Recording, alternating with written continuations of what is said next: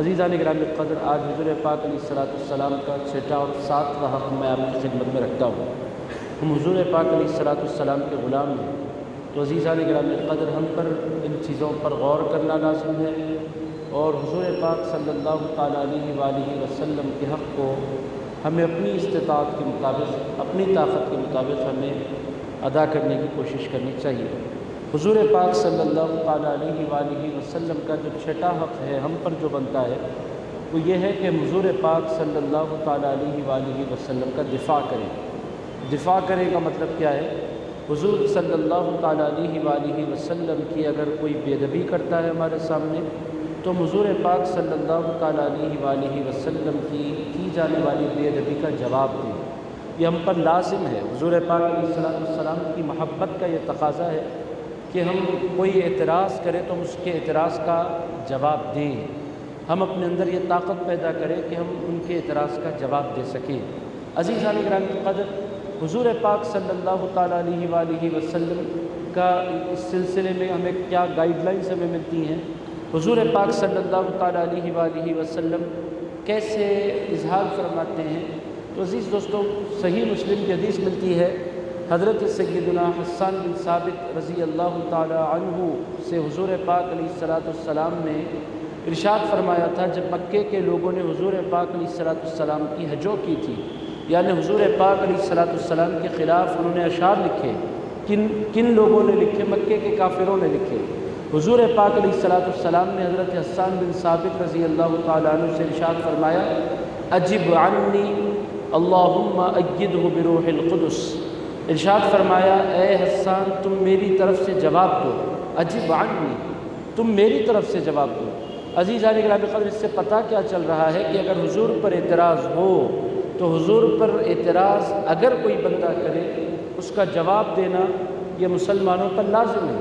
مسلمانوں کی یہ ذمہ داری ہے کہ جیسا اعتراض ہے، اگر وہ اعتراض علمی ہے تو پھر مسلمانوں کو جواب علمی دینا چاہیے، مگر لائٹ نہیں لینا چاہیے حضور پاک علیہ السلام کی بات کو کہ کوئی اعتراض کرے کرتا پھرے، ہمیں کیا؟ عزیزان گرامی قدر، ایمان کا تقاضا کیا ہے کہ اگر کوئی حضور پاک صلی اللہ تعالیٰ علیہ وآلہ وسلم کے خلاف کہتا ہے، ایمان والا اس کو کہتے ہیں کہ وہ مچل جائے، وہ تڑپ جائے، اور عزیزان گرامی قدر پھر اپنی طاقت کے مطابق، اپنی استطاعت کے مطابق بندہ اس کا جواب دینے کی کوشش کرے۔ عزیز دوستو، فائدہ کیا ہوتا ہے؟ عزیزان گرامی قدر، پہلی بات تو یہ ہے کہ یہ مسلمان پر لازم ہے کہ اپنے سرکار کا دفاع کرے، اپنے آقا کا دفاع کرے، وہ اپنے محبوب کا دفاع کرے، اپنے سرکار کا دفاع کرے، یہ لازم ہے ہر مسلمان پر۔ فائدہ کیا ہے؟ حضور فرماتے ہیں اللہم ایدہ بروح القدس۔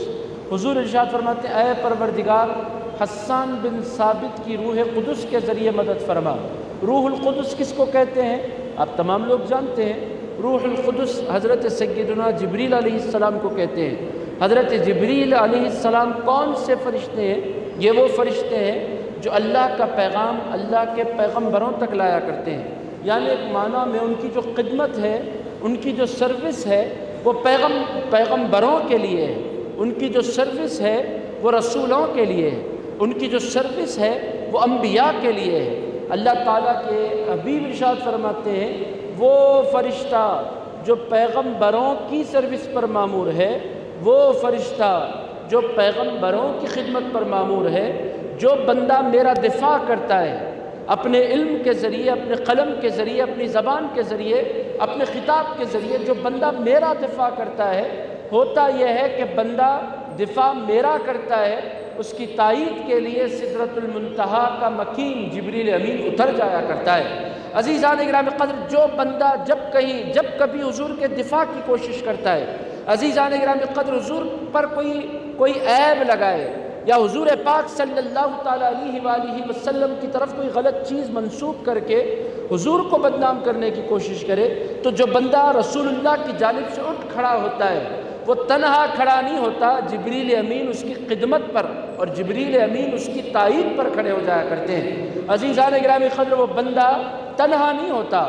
حضرت حسان بن ثابت رضی اللہ تعالیٰ عنہ کے لیے حضور فرماتے اللہم ایدہ بروح القدس، اے اللہ جبریل کے ذریعے ان کی مدد فرما۔ اور جبریل امین کتنی طاقت والے ہیں میرے دوستو، یہ مجھے کہنے کی کوئی حاجت نہیں، جبریل امین اگر زمین پر کھڑے ہو جائیں تو آسمان تک ان کا سر جاتا ہے۔ عزیزان گرامی قدر ایک بازو پھیلائے تو دائیں جانب اگر پھیلا دے تو دائیں جانب کا پورا دنیا کا حصہ چھپ جائے، بایاں پر کھولے تو پوری دنیا، اگر وہ دو پر اپنے کھول دیں تو پوری دنیا کور ہو جائے۔ اور اللہ تعالیٰ نے ان کو ایسے 600 پر عطا فرمائے ہیں۔ عزیزان گرامی قدر آپ اندازہ لگائیں وہ کتنے بڑے ہیں۔ عزیزان گرامی قدر طاقتوں کا آپ امیجنیشن نہیں کر سکتے، اللہ نے اتنی طاقتیں ان کو دی ہیں۔ اللہ کے حبیب ارشاد فرماتے ہیں جو میرا دفاع کرتا ہے، جو مجھے ڈیفنس کرتا ہے، جو اپنا قلم، اپنی زبان، اپنی طاقت، اپنی استطاعت میرے ڈیفنس کے لیے لگا دیتا ہے، جبریل امین اس کی تائید کے لیے آ جایا کرتے ہیں۔ عزیزان گرامی قدر پھر وہ بندہ تنہا نہیں رہتا، اس کی غیب سے مدد ہوتی ہے، غیب سے اس پر کرم ہوتا ہے۔ جو بندہ رسول اللہ صلی اللہ تعالیٰ علیہ وآلہ وسلم کا دفاع کرتا ہے۔ عزیز دوستو، کیا اس زمانے میں بھی رسول اللہ پر اعتراض ہو رہے ہیں؟ میرے دوستو، یہ ایک انتہائی گندہ دور ہے جس سے ہم اور آپ گزر رہے ہیں۔ عزیزان گرامی قدر اتنا گندہ دور کبھی نہیں آیا تھا۔ آج کا دور سوشل میڈیا کا دور ہے، آپ امیجنیشن بھی نہیں کر سکتے، اتنی گندی گندی باتیں لوگ رسول اللہ صلی اللہ تعالیٰ علیہ وآلہ وسلم کے تعلق سے لکھ رہے ہیں۔ قصور کن کا ہے؟ ان کا ہے جنہوں نے ایسا نقشہ رسول اللہ کا ان کے سامنے پیش کیا۔ اور عزیزان گرامی قدر قصور مسلمانوں کا بھی ہے کہ انہوں نے رسول اللہ کی وہ تصویر جو صحیح تصویر ہے مسلمان بھی پیش کرنے سے قاصر رہے۔ عزیزان گرامی قدر گالی دینے والا وہ تو ہے ہی گناہ گار، وہ تو ہے ہی ذلیل و خوار، مگر عزیزان گرامی قدر ہمارا بھی قصور یہ ہے کہ حضور کی مقدس زندگی، حضور کی پاکیزہ زندگی، حضور پاک علیہ الصلوۃ والسلام کے اوصاف عالیہ ہم عوام تک پہنچانے میں ناکام رہے۔ ہماری مسجدیں، ہماری مجلسیں، ہمارے جلسے سارے کے سارے مسلمانوں کے درمیان ہوتے ہیں۔ حضور کی جو مقدس زندگی ہے، پاکیزہ زندگی ہے، اس زندگی کو ہمیں عام کرنے کی ضرورت تھی۔ رسول اللہ صلی اللہ تعالیٰ علیہ وآلہ وسلم کی پاکیزہ زندگی کو لوگوں تک پہنچانا یہ ہماری ذمہ داری تھی۔ عزیز دوستو، اگر آپ سوشل میڈیا کی طرف دیکھیں گے، اتنے بھیانک کمنٹس لکھتے ہیں لکھنے والے کہ آپ کے تن بدن میں آگ لگ جاتی ہے، آپ پڑھ نہیں سکتے۔ یوٹیوب پر جائیں آپ، اتنی گندی گندی باتیں لوگ حضور پاک علیہ الصلوۃ والسلام کے لیے کہہ رہے ہیں کہ سوچا بھی نہیں جا سکتا۔ اب ہماری کیا ذمہ داری ہے بحیثیت مسلمان؟ آپ کے کان تک اگر کوئی بات پہنچے تو عزیزان گرامی قدر اخلاقی ذمہ داری ہماری یہ ہے کہ ہم اپنے طور پر رسول اللہ صلی اللہ تعالیٰ علیہ وآلہ وسلم کا دفاع کریں۔ ایک مثال میں آپ کی خدمت میں عرض کرتا ہوں کہ کہنے والے رسول اللہ صلی اللہ تعالیٰ علیہ وآلہ وسلم کی شادیوں کے حوالے سے نعوذ باللہ علیہ باللہ تعالیٰ ایک دم غلط سلط باتیں رسول اللہ علیہ الصلوۃ والسلام کی شادیوں کے بارے میں کہتے ہیں۔ حضور پاک علیہ الصلوۃ والسلام نے اتنے نکاح کیوں کیے؟ رسول اللہ علیہ الصلوۃ والسلام نے ایک ساتھ 9 بیویاں کیوں رکھیں؟ حضور پاک علیہ الصلوۃ والسلام نے بڑی عمر کے ہونے کے باوجود سیدہ عائشہ صدیقہ رضی اللہ تعالیٰ عنہا و سلام اللہ علیہا سے نکاح کیوں فرمایا؟ یہ اعتراض ہوتے ہیں۔ عزیزان گرامی قدر، یہ ادب کے دائرے میں کہہ رہا ہوں، وہ لوگ انتہائی بے ادبی کے ساتھ اس عنوان کو لوگوں رسول اللہ علیہ الصلوۃ والسلام کو نعوذ باللہ علیہ باللہ تعالیٰ بدنام کرنے کے لیے استعمال کرتے ہیں۔ عزیزان گرامی قدر، ہماری ذمہ داری ہے کہ ہم دنیا کو بتلائیں کہ رسول اللہ علیہ الصلوۃ والسلام کی حیات مبارکہ 63 سال ہوئی، اور حضور پاک صلی اللہ تعالیٰ علیہ وآلہ وسلم نے ان 63 سالوں کی جو زندگی ہے، 25 سال تو بچپنا اور جوانی کے آغاز کے دن تھے۔ حضور نے 25 سال کی عمر میں پہلا نکاح فرمایا۔ یہ کلیریفائی کرنا، یہ کلیئرٹی دینا، یہ ہماری ذمہ داری ہے۔ حضور پاک علیہ الصلوۃ والسلام نے اپنی پہلی بیوی یعنی حضرت بی بی خدیجۃ الکبریٰ رضی اللہ تعالیٰ عنہا سے پہلا نکاح فرمایا۔ بی بی خدیجہ کون تھی؟ بی بی خدیجہ وہ تھی جو 2 مرتبہ بیوہ ہوئی تھی، یعنی وہ کوئی باقرہ خاتون نہیں تھی، بڑی عمر کی خاتون تھی، بیوہ ہوئی تھی، وڈو تھی۔ عزیزان گرامی قدر، رسول اللہ نے ان سے نکاح فرمایا، اور ان سے جب نکاح فرمایا تو ان کی عمر مبارک تقریباً 40 سال کی تھی۔ رسول اللہ کی عمر مبارک 25 سال کی تھی۔ عزیزان گرامی قدر، حضور پاک علیہ الصلوۃ والسلام کو اگر ان چیزوں سے لگا ہوتا تو حضور پاک علیہ الصلوۃ والسلام کسی انتہائی کم عمر خاتون کا اپنے لیے انتخاب فرماتے، مگر اصل جو زندگی ہے ازدواجی زندگی، حضور پاک علیہ الصلوۃ والسلام نے وہ ایک بیوی کے ساتھ گزاری۔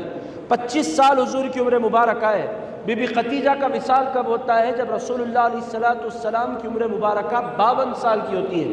52 ایئرس کو جب رسول اللہ علیہ السلام پہنچتے ہیں تب حضرت بی بی خدیجہ کا وصال ہوتا ہے۔ یعنی زندگی کے جو اصل سال، جوانی کے سال ہوتے ہیں، وہ رسول پاک علیہ السلام نے اپنی حیات مبارکہ ایک بیوی کے ساتھ گزاری، اور وہ بھی وہ خاتون ہیں جو بیوہ ہیں۔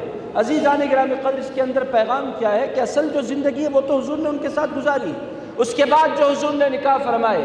عزیزان گرامی قدر، رسول اللہ علیہ السلام کے جو نکاح تھے وہ ذاتی نعوذ باللہ علیہ باللہ تعالی خواہش کی بلبوتے پر نہیں تھے۔ حضور نے جتنے نکاح فرمائے اللہ کے حکم پر فرمائے۔ اللہ نے حکم کیوں دیا؟ اللہ رب العزت حکیم ہے، وہ جانتا ہے۔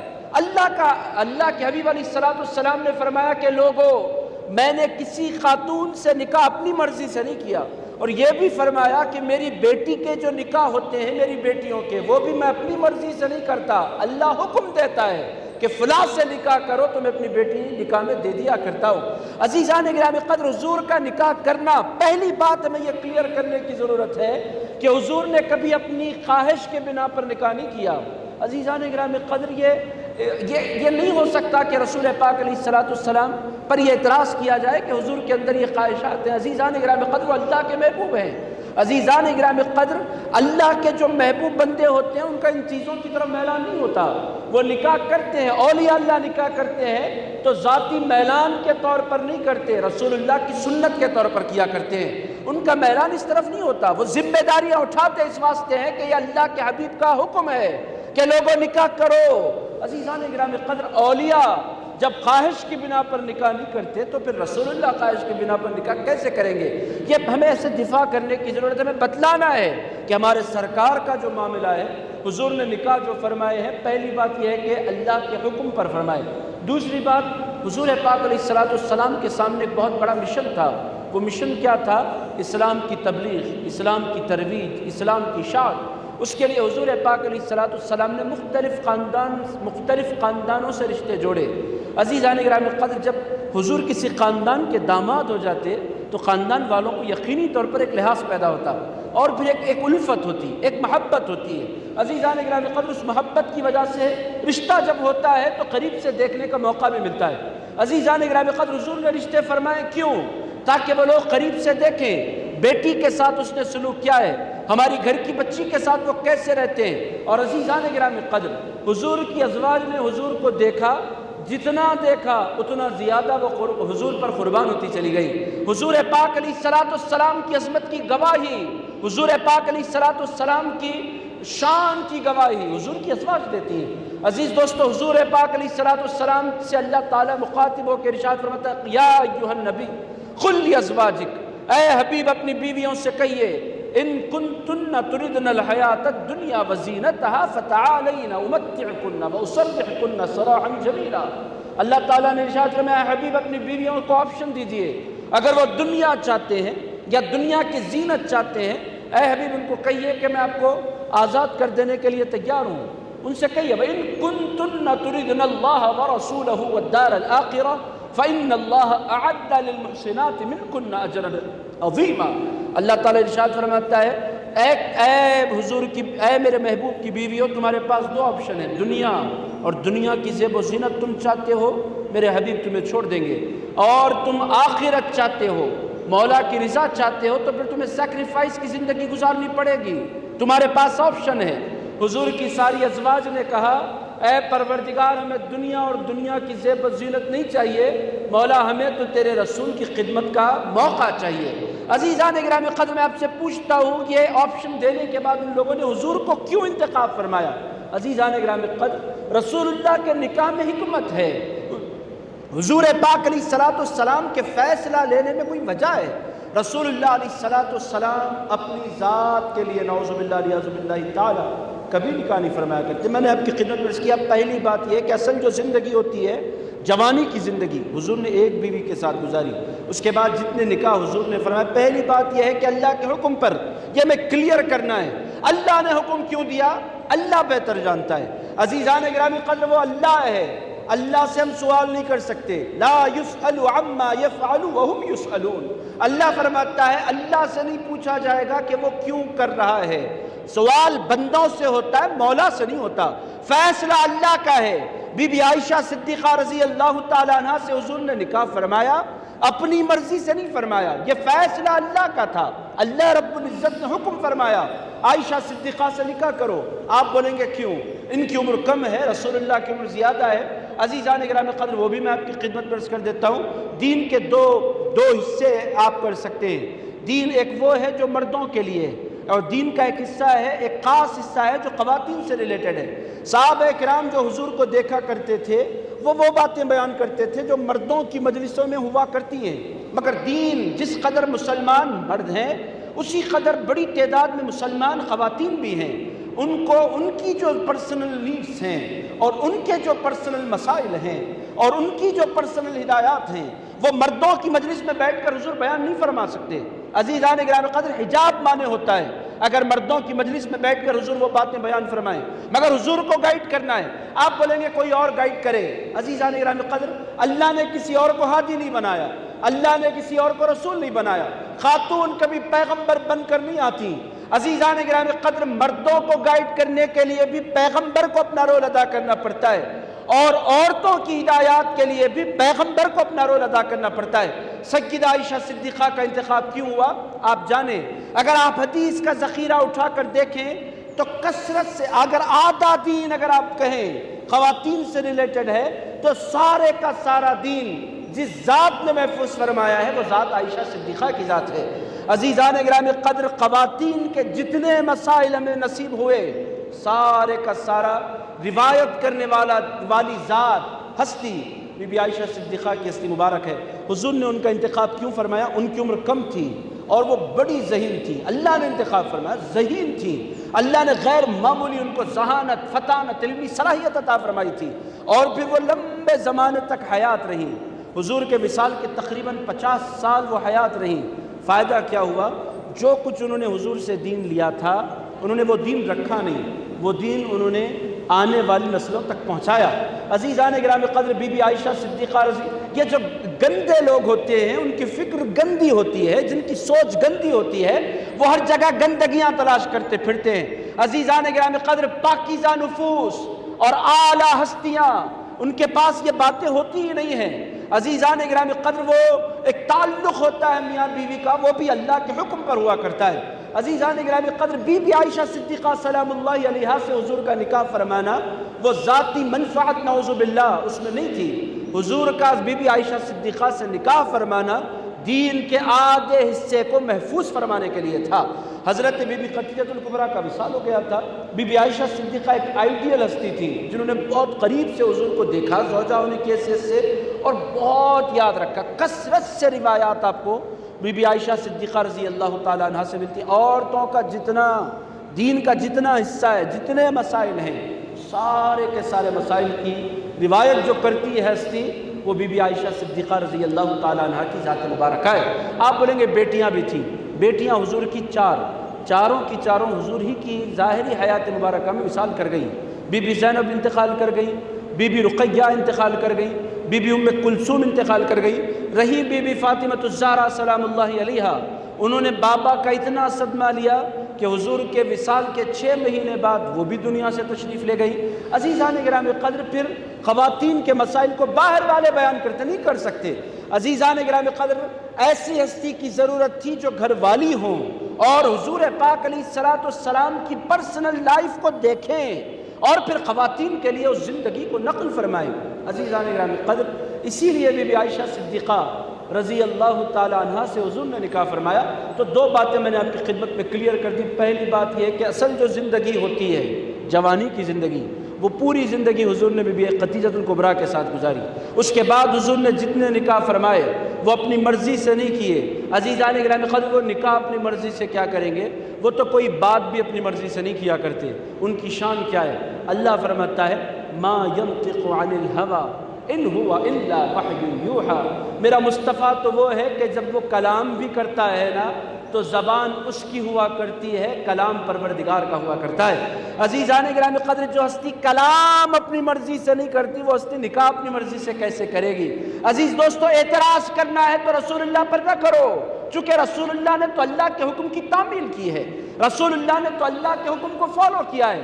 آپ کا اعتراض رسول اللہ پر نہیں ہے، نعوذ باللہ علیہ باللہ تعالیٰ، آپ کا اعتراض اللہ پر جاتا ہے۔ عزیزان گرامی قدر، اللہ کا حکم ہے، اور عزیز دوستو، اللہ جب کسی چیز کا حکم دیتا ہے تو بے وجہ نہیں دیتا۔ دوسری بات میں نے آپ کی خدمت میں عرض کی کہ حضور کا پہلی بات یہ ہے کہ حضور نے نکاح فرمایا تو اللہ کے حکم پر۔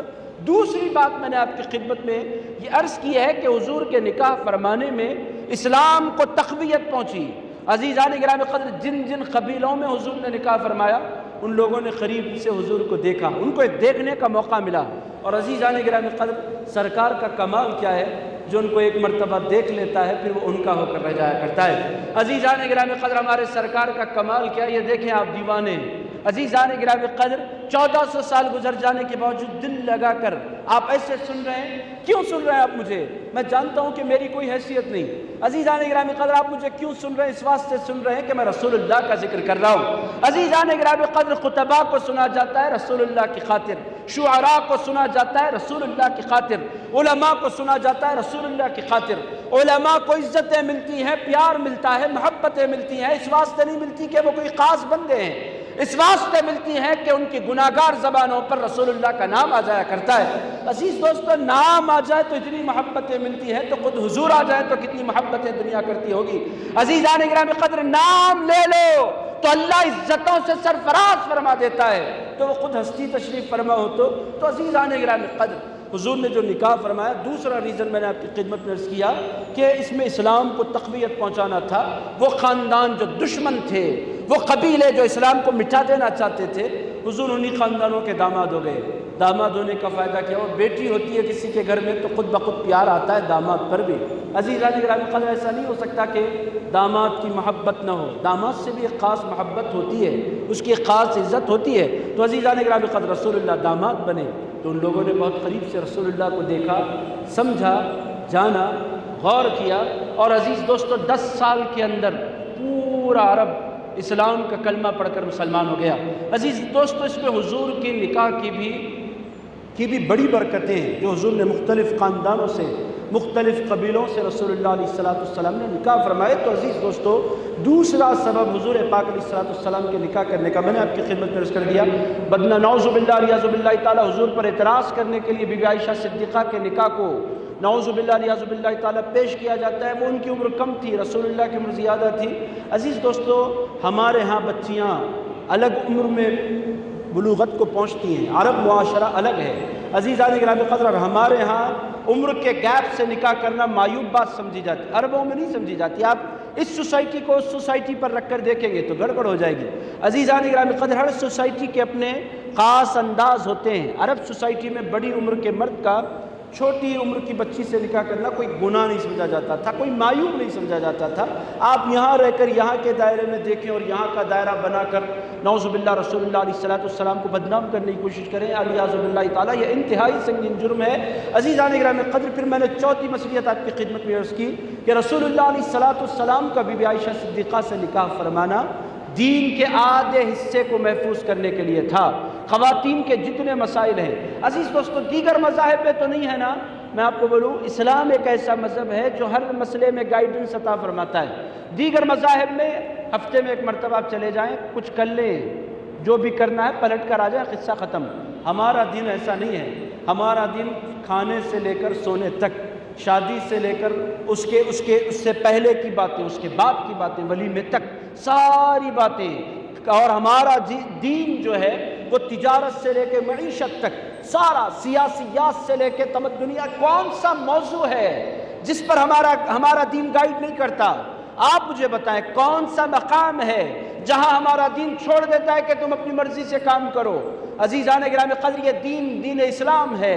یہاں انسان کی مرضی نہیں چلا کرتی، اللہ اور اس کے رسول کی مرضی چلا کرتی ہے۔ عزیزان گرامی قدر، سیدہ عائشہ صدیقہ رضی اللہ تعالی عنہا کا دین پر بہت بڑا احسان ہے کہ انہوں نے اپنی پوری زندگی، اسی لیے دیکھیں آپ، صحابہ کرام کو مسائل میں جب الجھن پیدا ہوتی، بحثیں بڑھنے لگتی، وہ کہتے فیصلے کے لیے کہیں اور مت جاؤ، بی بی عائشہ صدیقہ کے دربار میں چلے جاؤ۔ عزیزان گرامی قدر ان کے در پر دستک دی جاتی، بی بی عائشہ صدیقہ رضی اللہ تعالیٰ عنہ فرماتی کہ میں نے میرے سرکار کو اس مسئلے میں ایسے فرماتے ہوئے سنا ہے، اور اللہ تعالیٰ نے ان کو جو دماغ دیا تھا، وہ بھی میموری جو اللہ نے ان کو دی تھی وہ غیر معمولی میموری تھی، چونکہ ان کو دین کا تحفظ کرنا تھا، اور عزیزان گرامی قدر اس دین کا تحفظ کرنا تھا جو ایک آدھ دن 4-5 دن کے لیے 10 12 15 سال کے لیے نہیں آیا۔ ایک ایسے دین کی حفاظت کے لیے اللہ تعالیٰ نے بی بی عائشہ صدیقہ کا انتخاب فرمایا تھا جو دین صبح قیامت تک باقی رہنے والا ہے۔ عزیزان گرامی قدر جس دین کو مٹایا نہیں جا سکتا، پوری طاقتیں لگانے کے باوجود جو دین باقی رہنے والا ہے۔ عزیز دوستو، ایک اعتراض اس کا میں نے آپ کی خدمت میں جواب رکھا، اگر ہم اسی طرح حضور پاک علیہ السلام پر ہونے والے اعتراضات کے جواب دینے لگیں گے، اس کے لیے ہمیں خود تحقیق کرنی پڑے گی، ہمیں جاننا ہوگا، ہمیں سمجھنا ہوگا، ہمیں غور کرنا ہوگا۔ اور عزیزان گرامی قدر اتنی بات آپ سمجھ لیں کہ سرکار کی ذات کو اللہ تعالیٰ نے بے عیب پیدا فرمایا، ان کے اندر کوئی عیب نہیں ہے، نہ ظاہری طور پر، نہ باطنی طور پر، نہ اخلاقی طور پر، نہ سیرت کے اعتبار سے۔ عزیزان گرامی قدر ان کا ظاہر جس قدر روشن اور تابناک اور پاکیزہ اور اجلا ہے، میرے دوستو اللہ کی عزت کی قسم ان کا باطن بھی اسی قدر اجلا، پاکیزہ اور روشن اور تابناک ہے۔ عزیزان گرامی قدر ہمارے سرکار کا معاملہ یہ ہے کہ ہمارے سرکار ذاتی فائدے کے لیے کبھی کچھ نہیں کیا کرتے، جو کرتے اللہ کے حکم پر کیا کرتے۔ تو عزیزان گرامی قدر مسلمانوں پر یہ لازم ہے کہ جو اعتراضات حضور پر ہو رہے ہیں، اگر علمی اعتراضات ہیں تو پڑھیں، سمجھیں، جانیں اور ان اعتراضات کا جواب دیں۔ ایک مثال میں نے آپ کی خدمت میں رکھی ہے، ہم بجائے جھگڑنے کے حضور کی ان شانوں کو لوگوں کے درمیان اجاگر کریں۔ ہمارا عالم کیا ہوتا ہے، ہم ناراض ہو جاتے ہیں مگر جواب نہیں دیتے۔ عزیزان گرامی قدر ہمیں ناراض تو ہونا ہی ہے، اس سے بڑھ کر ہمیں جواب دینے کی کوشش کرنی، حضور کا دفاع کرنا، یہ رسول اللہ علیہ السلام کا حق ہے۔ حضور کتنا خوش ہوتے ہیں۔ عزیز دوستو، حضرت عمر بن سعد کو رضی اللہ تعالیٰ عنہ حضور نے ارشاد فرمایا تھا حضرت سعد بن وقاص کو کہ ارنی یا سعد بی و امی، ارشاد فرمایا تجھ پر میرے ماں باپ قربان ہو جائیں۔ عزیزان گرامی قدر کس سے کہا؟ حضور کی نگاہوں میں وہ بندہ بہت خاص ہوتا ہے جو حضور کا دفاع کرنے کی کوشش کرتا ہے۔ حضور بھی اس سے پیار کرتے ہیں، اللہ بھی اس سے پیار کرتا ہے جو رسول اللہ کو ڈیفنس کرنے کی کوشش کرتا ہے۔ میرے دوستو، وہ پاکیزہ ہیں، مگر ہماری بھی ذمہ داری ہے کہ ہم اپنا رول ادا کریں۔ اس مسئلے میں بھی، اس معاملے میں بھی ہم تھوڑا سا کوتاہی کا شکار ہیں۔